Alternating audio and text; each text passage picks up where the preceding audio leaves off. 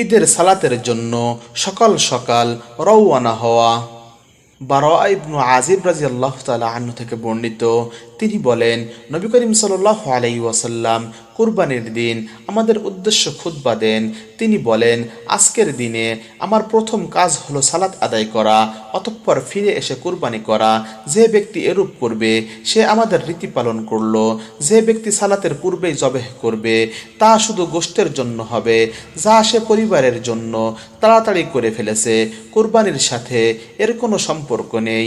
তখন আমার মামা আবু বুরদাহ ইবনু নিয়ার রাদিয়াল্লাহু তাআলা আনহু দাঁড়িয়ে বললেন, হে আল্লাহর রসুল, আমি তো সালাতের পূর্বেই জবেহ করে ফেলেছি, তবে এখন আমার নিকট এমন একটি মেষ শাবক আছে যা মুসিন্না মেষের চাইতেও উত্তম। তখন নবী করিম সাল্লাল্লাহু আলাইহি ওয়াসাল্লাম বললেন, তার স্থলে এটিই কুরবানি করে নাও, অথবা তিনি বললেন, এটি জবেহ করো, তবে তুমি ব্যতীত আর কারোর জন্যই মেষ শাবক যথেষ্ট হবে না। সহিহ বুখারী শরীফ হাদিস নম্বর 968। তাশরিকের দিনগুলোতে আমলের গুরুত্ব। ইবনু আব্বাস রাদিয়াল্লাহু তাআলা আনহু থেকে বর্ণিত, নবী করিম সাল্লাল্লাহু আলাইহি ওয়াসাল্লাম বলেছেন, জিলহজ মাসের প্রথম 10 দিনের আমলের চেয়ে অন্য কোনো দিনের আমলই উত্তম নয়। তারা জিজ্ঞেস করলেন, জিহাদও কি উত্তম নয়? নবী করিম সাল্লাল্লাহু আলাইহি ওয়াসাল্লাম বললেন, জিহাদও নয়, তবে সে ব্যক্তির কথা ছাড়া যে নিজের জান ও মালের ঝুঁকি নিয়েও জিহাদে যায় এবং কিছুই নিয়ে ফিরে আসে না।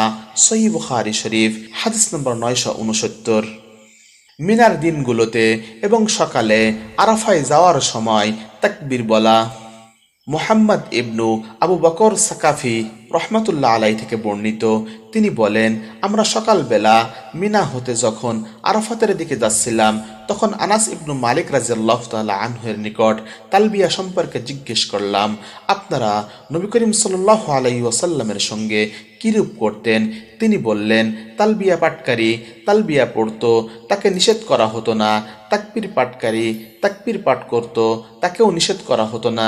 সহিহ বুখারী শরীফ হাদিস নম্বর 970।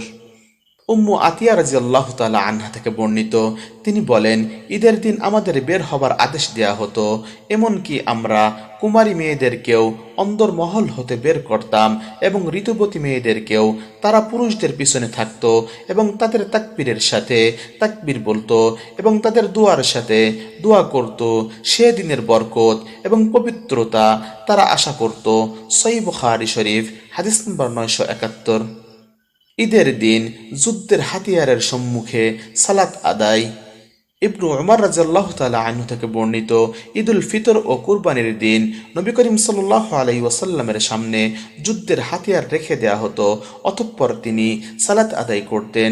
সহিহ বুখারী শরীফ হাদিস নম্বর 972।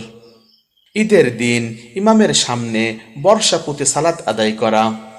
ইবনু উমর রাদিয়াল্লাহু তাআলা আনহু থেকে বর্ণিত, ঈদুল ফিতর ও কুরবানির দিন নবী করিম সাল্লাল্লাহু আলাইহি ওয়াসাল্লামের সামনে বর্ষা পুঁতে দেয়া হতো, অতঃপর তিনি সালাত আদায় করতেন।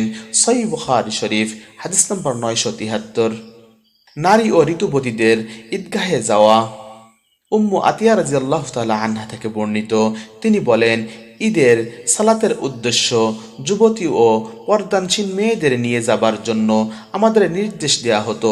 আইয়ুব রহমাতুল্লাহ আলাই হতে হাফসা রাদিয়াল্লাহু তাআলা আনহা সূত্রে অনুরূপ বর্ণিত আছে এবং হাফসা রাদিয়াল্লাহু তাআলা আনহু হতে বর্ণিত রিওয়ায়াতে অতিরিক্ত বর্ণনা আছে, ঈদগাহে ঋতুবতী নারীরাও আলাদা থাকতেন।